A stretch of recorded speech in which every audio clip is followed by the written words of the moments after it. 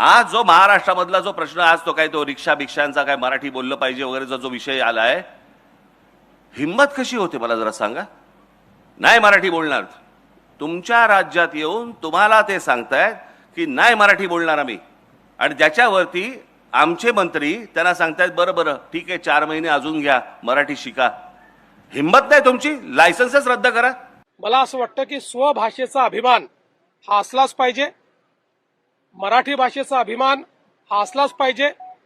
महाराष्ट्रात राहणाऱ्या प्रत्येकाने मराठी भाषा शिकलीच पाहिजे. आणि मला निश्चितपणे असं वाटतं की जे लोक या महाराष्ट्रात वास्तव्याला आहेत ते मराठी भाषा शिकण्याचा प्रयत्न करतील. जे शिकले नाही आहेत त्यांना शिकवण्याचा प्रयत्न आम्ही करू.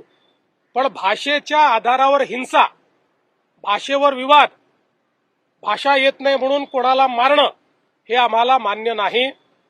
यातला मार्ग हा आहे की आपली भाषा इतकी सुंदर आहे आणि इतकी सोपी आहे, कोणालाही शिकवता येते. त्यामुळे आम्ही हा प्रयत्न करणार आहोत की अशा सगळ्या लोकांना आम्ही भाषा शिकवू.